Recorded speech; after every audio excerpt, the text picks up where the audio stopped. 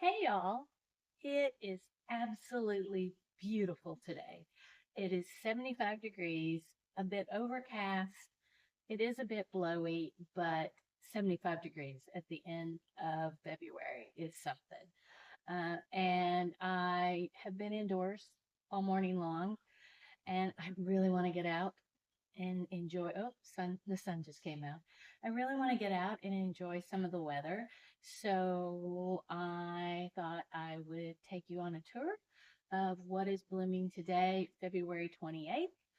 I was going to wait till March 1st, but tomorrow is supposed to be cold and rainy. So let's go get out in the garden and see what's blooming. So first up, this is a view of the back patio, also from my kitchen window. And this is a work in progress. For, let me just stop saying things are work in progress. The entire garden is a work in progress. But first of all, that dead holly, or at least those dead branches, need to go. But look at this back here. Look at all these daffies. So many daffies. And our, it got bright all of a sudden. Snowdrops. Got snowdrops all up in here. So this is our next project is working in the back border. But oh, I just love these daffies. They were here when we moved in. They were a lot more clumpier down there, so I moved some down here, but it looks like they decided to be clumpier on this end. So there you have it. Look at that. So pretty. So all the daffodils back here in the back border, I have added them. They have come from my other house or from my garden club friends. And also you can see growing alongside naked ladies. I love naked ladies. Um, oh, Jen got up. But just all sorts, different varieties of daffies, all in here. Oh, the wind's really picking up. Grasses, just all sorts of varieties. So yeah, then we gotta get started on the weeding. Gotta get started on the weeding. And then if we look out this way, himself has just been working so much out here. And we had several more trees, scrubby trees that he wanted to get out. And he was out here working, and the neighbor came over with his tractor and said, "Let me just pull this out for you." And who's going to turn down a neighbor with a tractor? Never. So this area is pretty much all the way done. There are a few over that away in the last row of blueberries, and in the one row of blackberries, there's a few little scrubby things left in there that you couldn't use the tractor for those. You're just gonna have to get them out by hand. But look at how much this opened this space up. I mean, and granted, trees will start budding out, but it doesn't just look like a bunch of junky trees that have grown up. It's open, and it's just going to be so pretty. And also, I think it would be great if we started adding more trees we wanted, not something other than winged elms. We did leave a few of them, but yeah, isn't that great? And the blueberries getting plenty of sun. He has done such a good job. This was his February to do list. And then over here, we bought this tree last year and planted it. This is what he calls a tulip tree. Technically, it's a tulip poplar.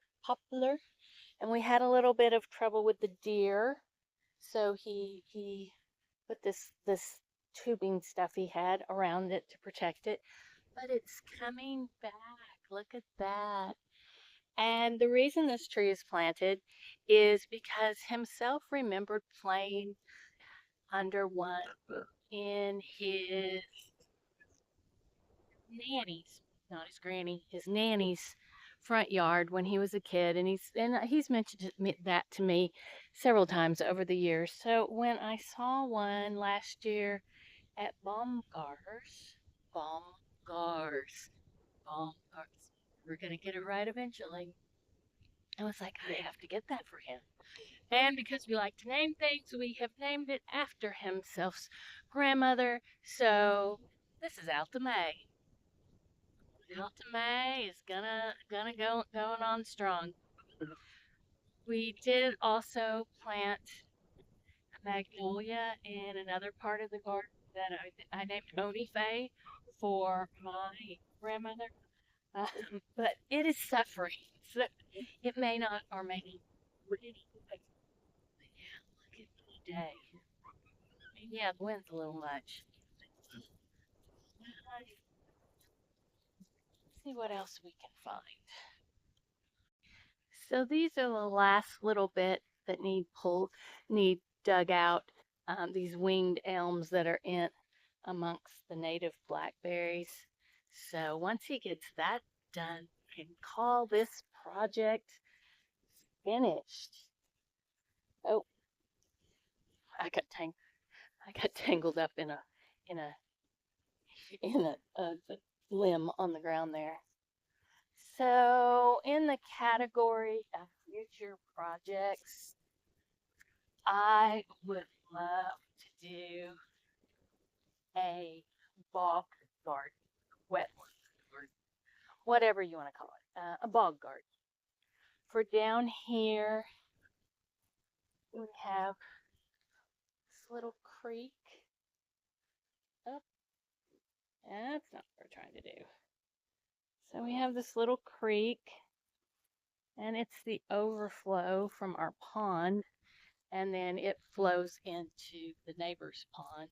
But I'd love to do, and there, we've left it native. I'd love to do some bog plants down here. Oh, and I spy a daffy. I spy a daffy. So I need to put more daffies down here. Yeah, so it goes all up there. So yeah, I think that would be really, really pretty to just have a native area.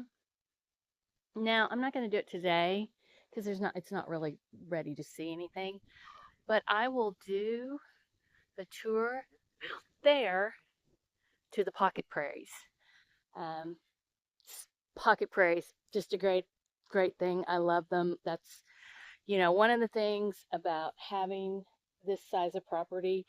I can have native plants in one area and and the other kind up by the house, non-natives, I guess you call them. So anyhow, yeah, we have spots for wildlife and butterflies and bees and all the things, but then, you know, we also have other areas that are more formal. So let's see what else we can spot. So this is the other end of the creek before it goes under our little country road over to flow into the neighbor's pond. And more daffies. And that's the thing I love so much about daffodils is look at these. They're just growing there. We're not doing anything to them. They're just there and they keep multiplying and there will be more and more and more.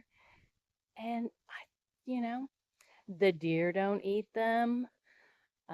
Unlike tulips, which can be very unreliable in our part of the country, daffies you can depend on daffies. They will make a showing. Now, occasionally we will have a cold snap late and we'll lose some, but for the most part, always daffies in the spring.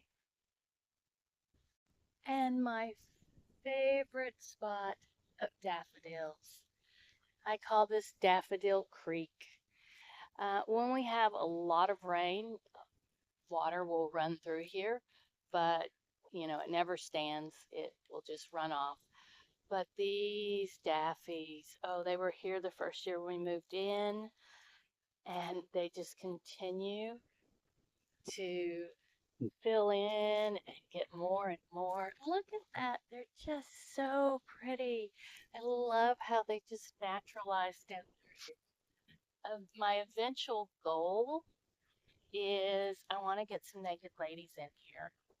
And yes, I'm going to put proper names up on the screen for things like naked ladies because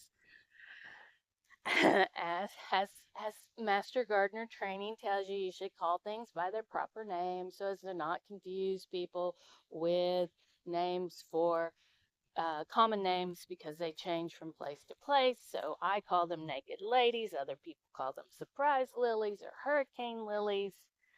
But I think it would really great to add some in here in this little creek area. And since their foliage is the same time as the daffies, will just get left alone. Himself will not mow this until the daffies have the green has died. So look at that view of Daffodil Creek. Oh my goodness. So pretty. I know, I say so pretty, so pretty, so pretty. But I mean, what else are you going to say when you have daffodils that look like this? So this is the other end of the back border. Now in the summertime, this area right here still gets plenty of sun, but this side, this back here, this spot stays pretty shady. Yes, you can see I had a ton of naked lady bulbs. I dug them up I had a bunch at my old house, and I'll try and find a picture to pop in. I had a bunch at my old house, and I dug some up to share with my nephew. And then, the thing with bulbs is like when you nick a piece off, that you get another plant. So I shared with Sam, and then I dug a lot more after the house fire and took some more to Sam's house. And then when they kept coming back, the next time they came up, I was like, oh, there's more. So I dug some more, dug again. And they've sat in the garage all oh goodness, last spring and summer. And we finally planted them this past fall. We're back to where we started here. But yeah, so I have a ton of them. And considering that they sell for about $5 a bulb, uh, I'm feeling like I saved a lot of money. A lot of money. So let's go see what's happening around the house. Nothing quite blooming in here, and this is the dry creek bed that I want to start working on. Um, we have henbit. Now, according to a little old lady from Garden Club, the henbit is edible. Never tried it myself. Not suggesting that you try it, just telling you what I heard. But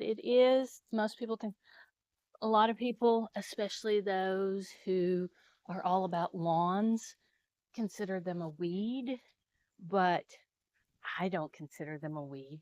They feed the bees early in the season. So yeah, we always leave some. No matter what, we leave some. And then I just spied my very first, well, let me get out of the shadow. Looky, looky, looky. It's a grape hyacinth. And there's a couple more I saw over there.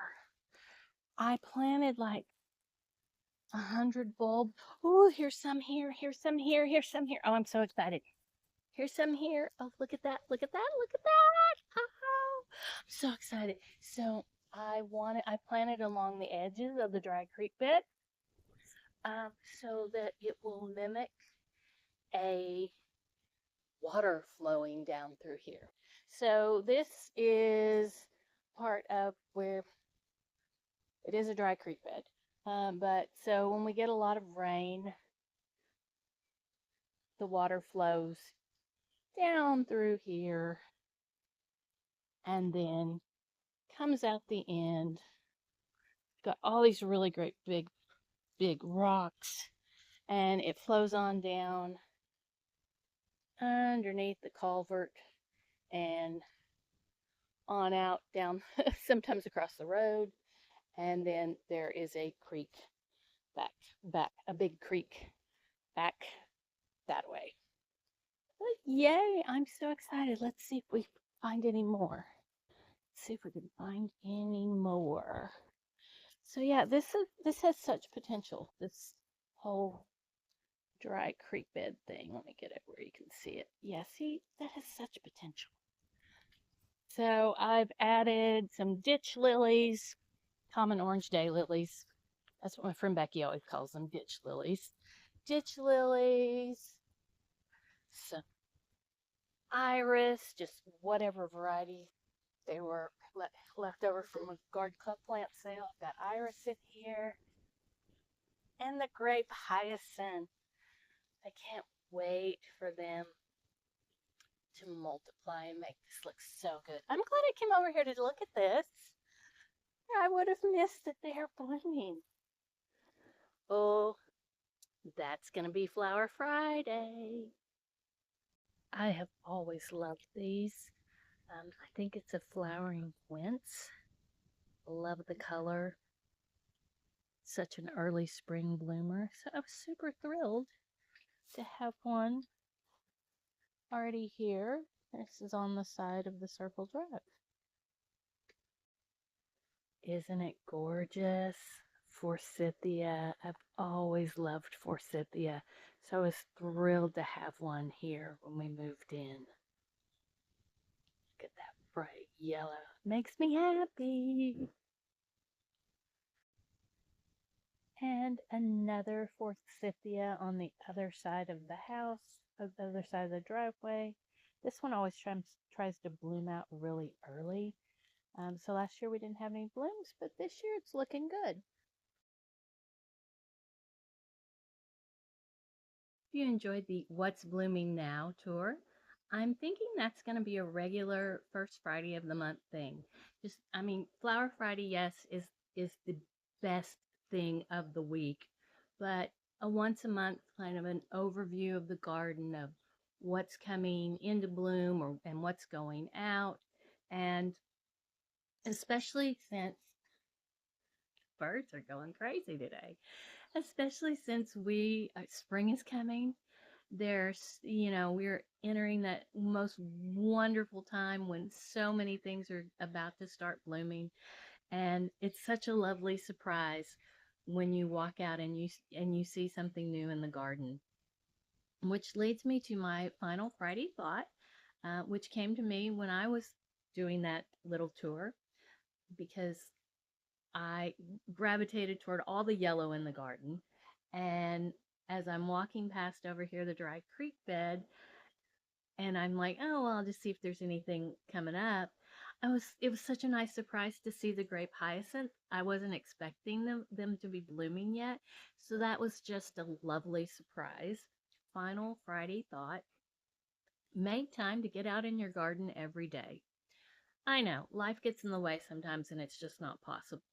But try and schedule a little time in your day. Maybe you take your coffee outside when on the pretty as the mornings get nicer and nicer. Um, Maybe you get home from work and you change your shoes and go for a nice little walk around the garden. It's a great way to keep track of things and not let things get out of control. To like notice, oh, that container is like under the eave of the house and it's not getting any water from the rain, or this spot is has needs more water, or oh, I've I've got some bugs happening over here on this plant. It's a great way to keep up on your garden and not let things get too far out of control that you just like you haven't been out there in days and suddenly you walk out and you've got aphids swarming on something and you had no idea. So it's a great way to keep up. But more importantly, it is a wonderful way to relax, to just take time and enjoy your garden because that's what's so important. And find some time for that. And these birds, they're so distracting today. But yes, that's the final Friday thought is take time to enjoy your garden. And on that note, happy Flower Friday. And I am going to take my cup of tea and go on a little wander about my garden and just admire things.